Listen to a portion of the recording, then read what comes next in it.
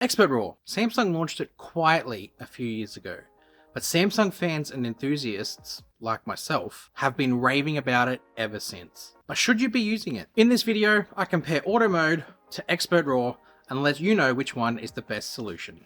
Let's go. So to test this out, I just decided to use point and shoot in both modes. Auto mode, pick up the camera, point it at something and capture it, and then switch to ExpertRAW and capture the exact same moment at the exact same time. Nearly the exact same time. The comparison that I want is the processing from both modes, to actually see which processing comes out better across a multitude of different scenarios. But of course, ExpertRAW comes with some added perks, mainly the fact that you can save a JPEG and a RAW copy of the photo that you're taking. So at the end of this video, I'm going to tweak a couple of them to see if tweaking the RAW copy makes it better than the processed auto mode and the processed ExpertRAW photo. For this comparison, I've hand selected a few of the photos that really highlight the strengths and weaknesses of both modes, so you can interchange between the two for the right type of photo that you want to take. First of all, I want to explore landscapes and scenery from the main camera, because that is the one that benefits the most from both sets of processing. It's the strongest sensor on the back of the S24 Ultra and any of the phones that you're using ExpertRAW with. First photo that we're going to look at. What you can see when you bring up the ExpertRAW and the JPEG copy right next to each other. For reference, the JPEG copy will always be on this side of the screen and the ExpertRAW copy will always be on this side of the screen. If we have a look at this one here, you'll see that there is some different processing in the bark on the ground. There's different shades and different colors and different details across both. What's also evident is the grass has different shades too between the ExpertRAW and the JPEG copy. It's a little bit more punchy on the auto mode,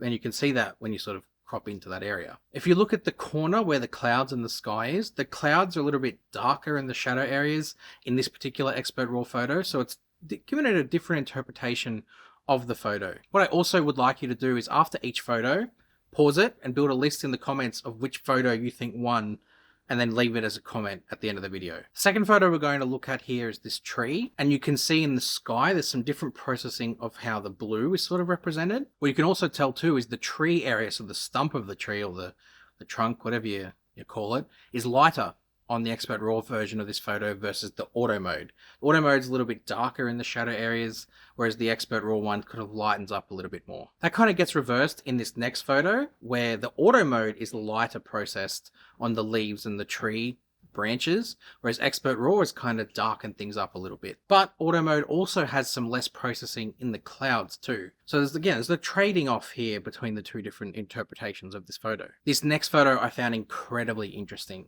I wanted to see how it handled flowers and sort of close-up subjects, and there's a very big difference in these two photos. The auto mode, I guess with Scene Optimizer, has created much more of a life going on in this photo.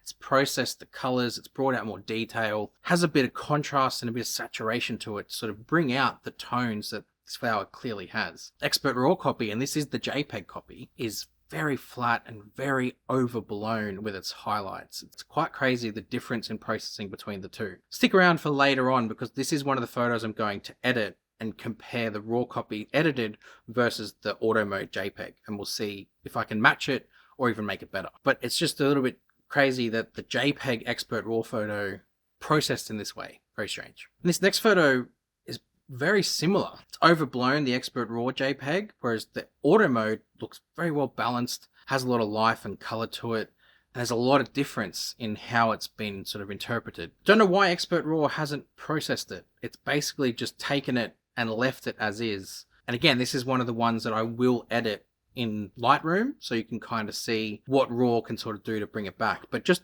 based off these two, very, very different interpretations, and obviously the auto mode does a much better job. The one complaint you can have about the auto mode is it's maybe a little dark in the shadow areas, but out of the two, it's much better. And then the next photo kind of flips it on its head a little bit. ExpertRAW has processed too heavily and created two darker shadow areas, and the blue of the water isn't representing what it was actually like in real life standing there looking at it. The tree is very dark and almost out of focus when you kind of zoom into the photo a little bit. The rocks down by the water look a bit lifeless, which they are. I mean, you don't want them to look like that. Auto mode, again, much more pleasing, balances everything quite nicely, and gives you a better representation of the scene. ExpertRAW with this next one kind of comes back a little bit, still doesn't quite have the punch and the color and the saturation of the auto mode. But compared to the last couple, it definitely has a bit more life about it, and can probably, with the raw copy, be brought up to a level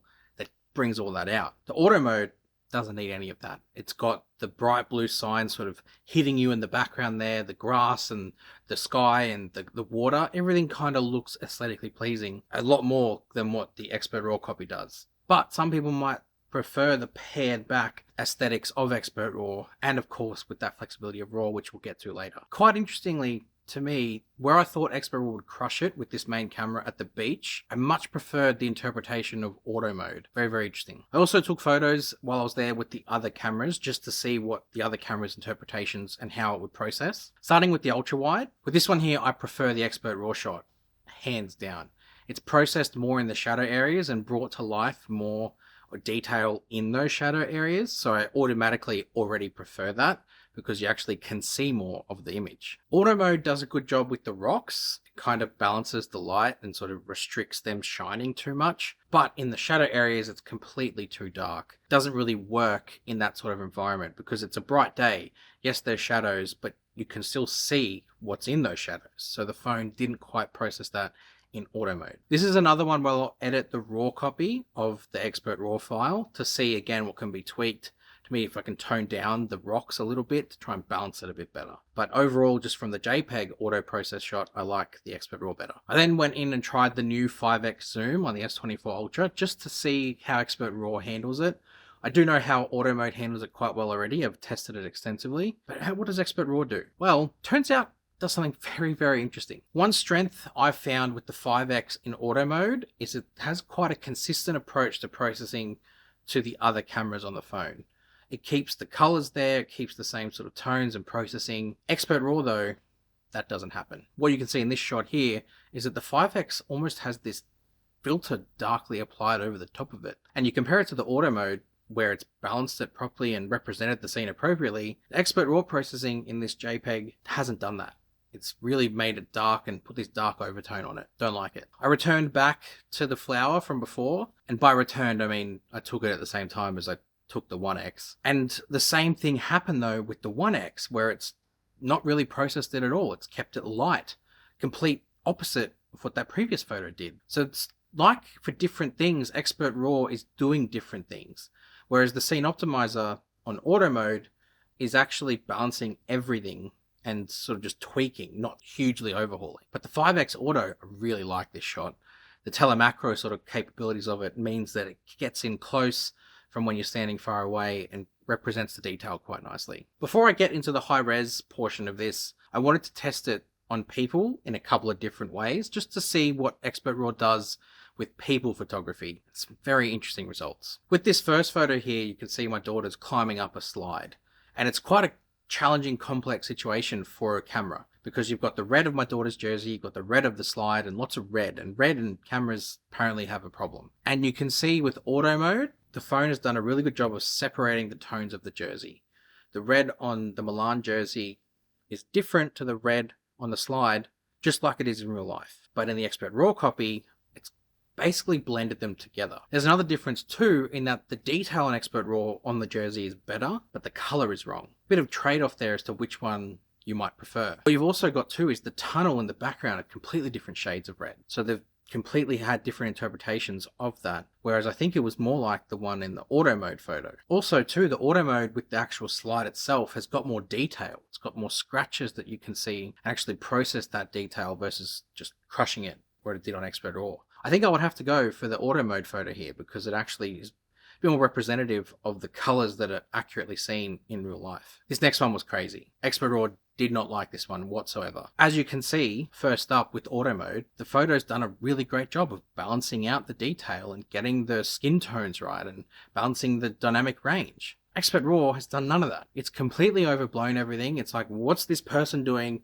in the way of my scenery? And just gone, nope, we give up. That's what it's done. When I took the same photo without my daughter in the way from the exact same spot, ExpertRAW knew what it was doing then. It actually properly exposed everything, and even though it still processed it differently, it still did a better job than when she was sitting there. Because when she's sitting there, it's just, I don't know what happened. But it has saved a raw copy, so this will be one of the ones I edit later on as well, so make sure you stick around for that. For the daytime shots I took, ExpertRAW was less processed and tried to pare things back a little bit for contrast and color in most of the situations. Auto mode, on the contrary, just ramped everything up. Just really wanted to punch things to a certain degree. Not as much as Samsung have done in the past, like the S22 Ultra, for example, but to a degree where it's sort of giving you an aesthetically pleasing shot that's ready to fire onto social media. The ExpertRAW one will need a bit of work, but I think that's the point. Of course, both Auto and ExpertRAW can do 50 megapixel with the S24 Ultra, and there is some carnage to be had here. This first one here are two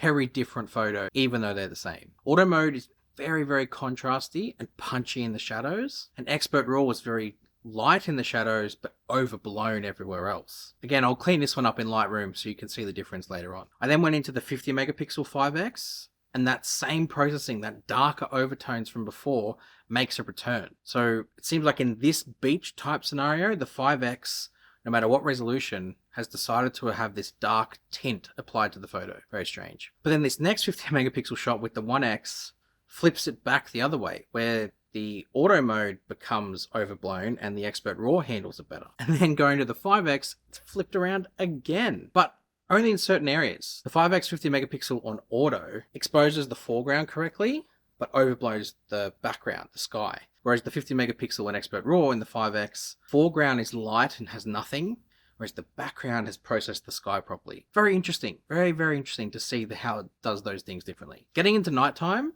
things get weird. Like super weird. What I've done here is I've done auto mode with nighttime photos where it automatically switches on night mode and takes a couple of seconds to take the picture.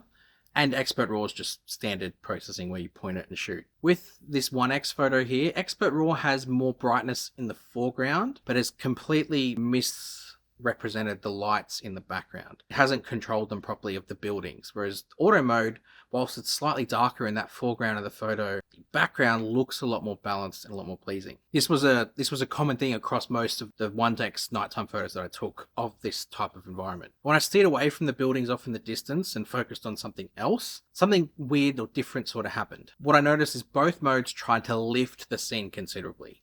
Again, it was very dark. There was next to no light around, and both modes, ExpertRAW and Auto, lifted everything quite a bit. In this first shot of the ocean, the Auto mode handles it much better, I think, in my opinion. Brings back the color of the grass and the sky and also the water, whereas the ExpertRAW copy kind of is a bit flat and a bit of a grayer tone over the top to it. The photo of the tree is the same. The ExpertRAW photo is definitely lighter in the shadow area, but it loses a bit of life. Whereas the auto mode version of this photo, whilst it's a bit darker with that shadow cast halfway up the tree, it still actually looks a lot better. I prefer that versus just no shadows and like no life. Life is preferred. I then tried the ultra wide and something extremely strange happened at night whilst I was there. Auto mode did okay, but every time I tried to take an ExpertRAW shot, the ultra wide just processed purple. And I don't know why. And it happened 4 or 5 times. I've since tried it since coming home, and the ultra wide doesn't process purple, but whilst I was there it did. It just refused to not do that. Very odd. I don't know why I did it. Okay,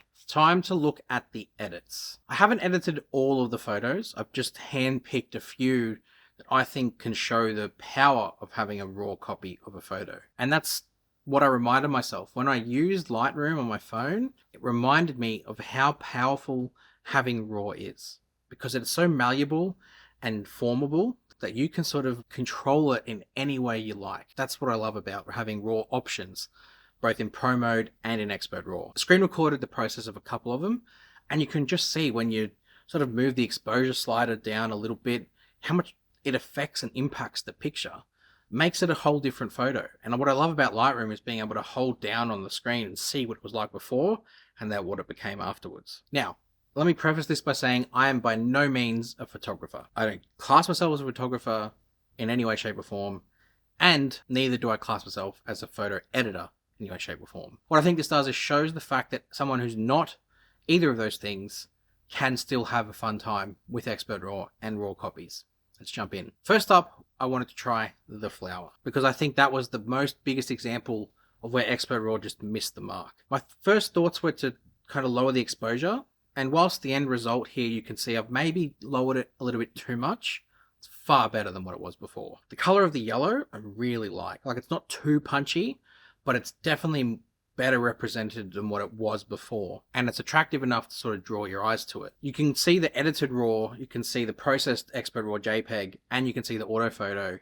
You can see the improvement that was made from the ExpertRAW processing to how the editing came out. I'm really glad with that. Next up was the overblown 1x photo that I took. I'm not bragging about being an editor, but I think what I've been able to do here is considerably save this photo. Maybe I punched it up too much in terms of the contrast and saturation, but I much prefer it over what it was before, and I think you probably would agree with that. With the ultra wide photo, my main goal was to try and fix the overblown highlights with the rocks, and I was able to do that. Again, power of RAW. The sky might be a bit too much, but the water looks far better, and the rocks and the contrast and the overall aesthetic of the picture is much better than what it was before. When I fixed this photo of Racina, I audibly gasped. Gasp, not captured. It saved it so easily. Moving that exposure slider down literally saved the photo on its own. I barely had to do much more other than that. Even though that final ExpertRAW JPEG looked awful and just had nothing about it, the raw copy, once edited in Lightroom, was now an actual really good photo and probably preferred over the auto modes processing because it actually has a nice balanced skin tone, there's more detail in it, and everything just looks in proportion and aesthetically much more pleasing. Power of RAW. I had a crack at fixing the 50 megapixel copy because that one was, again, not great. And I probably pushed it a little bit too far with exposure being a little bit too down and contrast, and you know what, I probably can fix it. Okay, fixed. Now you see it, and that's the power of RAW, because you don't have to finish with what you finished with. You can go back and change it if it's not to your liking. So which one should you be using? On one hand, you of course have the speed and the efficiency of auto mode, where you just pick up the phone, launch the camera, take the photo. And on the other hand, you have the more precise control, both during taking the photo, because you obviously have the ExpertRAW controls down the bottom, and afterwards in editing, where you can tune the photo to your liking in Lightroom or other editing apps. But in terms of point and shoot, I probably prefer auto because you don't have to think about it. Pick up the phone, you take the phone does the rest. ExpertRAW, and what you've seen in ExpertRAW's processing, it's not going to get it every time. Sometimes it's just going to miss the mark and it doesn't suit every situation. So for that, and in normal point and shoot, auto mode is the winner. But if you are taking landscape scenery and you have time afterwards to tweak and tinker with the photo, ExpertRAW will be a solution because of the power of editing. You let me know which one you liked better and what solution works better for you, because ultimately you're the user who decides which one you like. Let me know if you would like me to repeat this test with Pro Mode added in, because Pro Mode obviously is another thing altogether where it doesn't have the same level of processing as what ExpertRAW does. So that could be very interesting to take a look at. Let me know in the comments. But if you've liked this video, make sure you hit that like button and make sure you subscribe. Come follow me on my socials, where I've got Twitter/X, also on Instagram, and I'll see you in the next one. You!